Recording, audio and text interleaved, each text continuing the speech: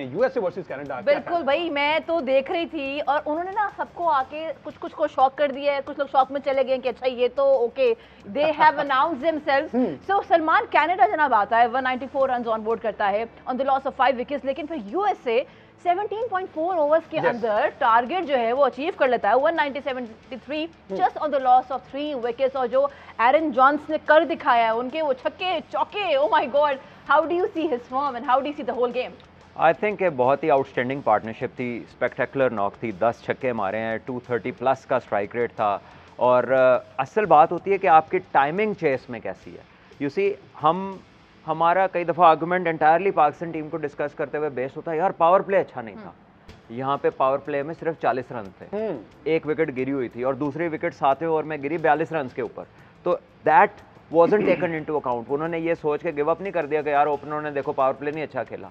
उन्होंने उसके बावजूद 197 कर दिया 17.3 या 4 ओवर्स में और 2.5 overs to spare. So this tells you कि किस आउटस्टैंडिंग पार्टनरशिप थी। और पार्टनरशिप को अगर आप ट्रू क्रिकेटिंग टर्म्स में देखें तो एक बंदे ने मार मार के हद कर दी और दूसरे बंदे ने उसको मैच करने की कोशिश नहीं की, उसने उसको कॉम्प्लीमेंट किया। So there is a difference between matching your partner and complementing who is doing well. अगर आप पार्टनरशिप की डेवलपमेंट को जानना चाहते हैं ना, तो आपने अगर एक का बहुत अच्छा देना है ना, तो आपने उसको बीट करने की कोशिश नहीं करनी, आपने उसको मैक्सिमम स्ट्राइक देनी है क्रिकेटिंग टर्म्स के अंदर। इसी तरह बड़ी पार्टनरशिप्स डेवलप होती हैं और गॉस ने एग्जैक्टली वही किया। स्टार्ट पहले गॉस का था, लेकिन जैसे ही एरन जोन्स ने टेक ओवर किया उसने उसको कॉम्प्लीमेंट करना शुरू कर दिया। वो उसको देख के शोखा नहीं हुआ, उसने कहा यार इसको आगे करो। और दोनों ने फिर जिस तरीके से बैटिंग की है, और I think it was outstanding.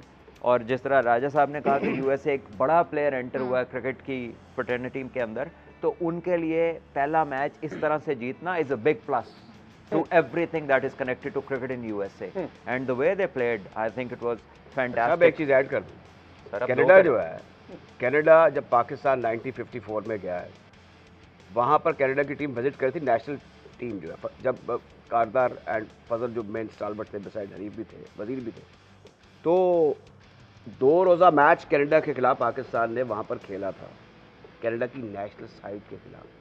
गो के अमेरिका में पुरानी हिस्ट्री है क्रिकेट की, लेकिन कनाडा की नेशनल टीम पाकिस्तान के खिलाफ 2 रोज़ा मैच वहाँ पर खेल चुकी है, ये रिकॉर्ड पर है।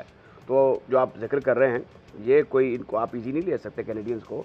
और जो आपने एक और बात की कि ये जो एक स्प्रे में अब ये एंटर हो गए हैं, तो दैट्स अ वंडरफुल रखा में एक हैपनिंग हुई है during the process of decide. बिल्कुल। अच्छा, कंडीशंस पे बहुत सारे कंसर्न्स थे क्योंकि नई जगह है, यहाँ पर तमाम टीम्स पहली दफ़ा यूएसए में खेली। तो अहमद सईद साहब जरा मुझे बताइएगा यूएसए की क्या हिस्ट्री, डैलस की अगर इसी स्पेसिफिकली ग्राउंड की बात की जाए, क्या हिस्ट्री ऑलरेडी यहाँ पर मैचेस होते चले जा रहे हैं? जी, हम अगर डैलस के इस ग्रैंड प्रेरी स्टेडियम की अगर हम बात करें तो यहाँ पर जो एवरेज टोटल है T20 में वो 168 है। मेजर लीग क्रिकेट के मैचेस यहाँ होते रहे हैं और यहाँ पर बड़े रन ही बनते हैं। आमतौर पे 222 यहाँ का हाईएस्ट रन है T20 इंटरनेशनल के अंदर, और मेजर लीग के अंदर 137 नॉट आउट की इनिंग्स भी खेली थी यहाँ पर निकोलस पुरान ने, वो भी डैलस के अंदर ही थी। तो यहाँ पर यूजुअली हाई स्कोरिंग मैच ही होते हैं।